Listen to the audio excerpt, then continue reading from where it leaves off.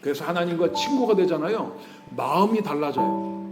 하나님과 친구가 되게 되면 마음이 항상 따뜻하고 안정감이 있고 든든합니다. 그런데 어느 날부터 하나님보다 더 사랑하는 것이 생겨서 자꾸만 죄를 짓고 우리가 넘어지게 되잖아요.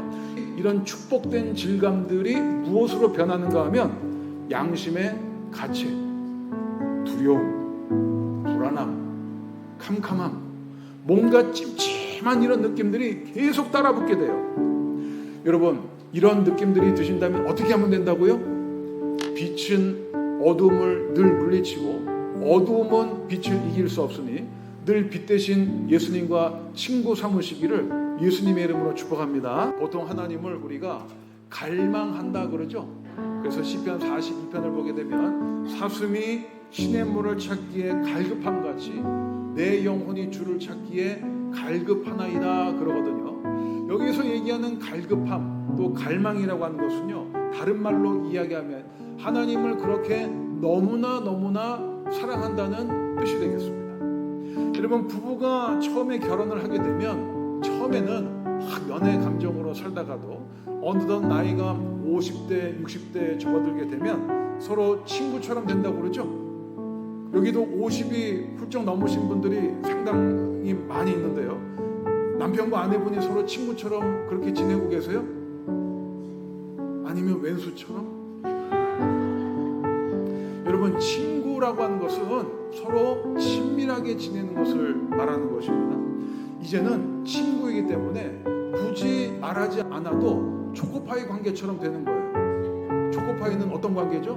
말하지 않아도 안 닿게, 그게 초코파이 관계인 거예요. 그래서 굳이 무슨 말을 하지 않아도 상대방을 안다는 것이고, 어떻게 해야 상대방을 편하게 하고 상대방 마음에 들게 할지를 안다는 것이죠. 또 하나 중요한 것이 있습니다.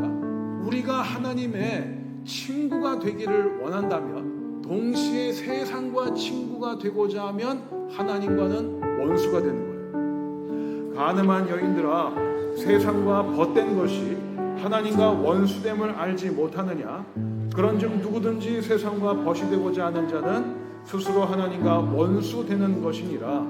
너희는 하나님이 우리 속에 거하게 하시는 성령이 시기하기까지 사모한다 하신 말씀을 헛된 줄로 생각하느냐? 여기서 간음하는 여인들이라는 말은 실제로 간음한 그런 여인들을 얘기하는 것이 아니라 세상을 사랑하고 있는 교회 안의 신자들을 비유해서 이야기하고 있는 말입니다. 야고보 사도는요, 성령께서 우리를 시기하기까지 그처럼 사랑하신데도 불구하고 세상과 우리가 벗이 되고자 한다면 우리가 사실은 하나님과 어떤 관계라는 거예요? 원수가 되고자 하는 그런 얘기라는 뜻이에요. 그래서 하나님과 친구가 되려면 우리가 반드시 세상과는 원수가 되어야 합니다. 보통 마귀를 원수 마귀라고 해요. 예수님께서 성경에 유일하게 원수라고 부르신 그 대상이 있는데 그게 마귀입니다. 여러분, 마귀는 타협의 대상도 아니고 긍휼과 용서의 대상, 대화의 대상도 아닌 것입니다.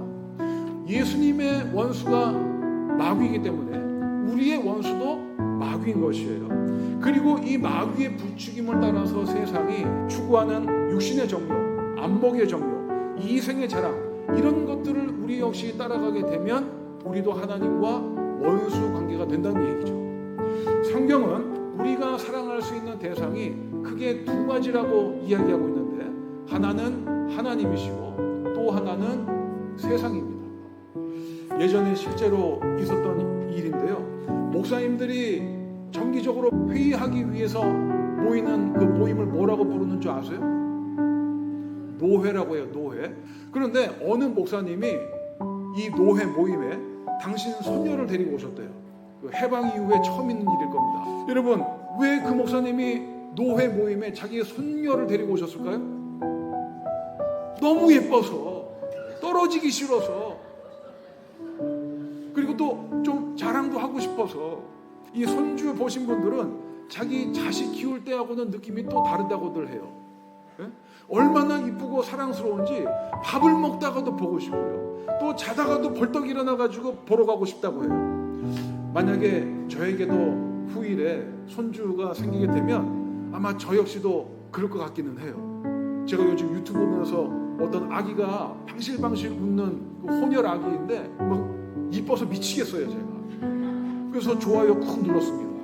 그런데 만약에 이렇게 손주를 너무너무 사랑한 나머지 이젠 하나님보다 더 사랑해서 기도도 안 해, 아무것도 안 해, 그냥 허구한 날 손주만 바라보고 싶어요. 그렇게 살면 성경은 이것을 엄밀하게 영적인 우상 숭배라고 이야기하는 것이고, 이것이 하나님보다 더 사랑하는 케이스가 된다는 겁니다. 손주만 그런 게 아닙니다.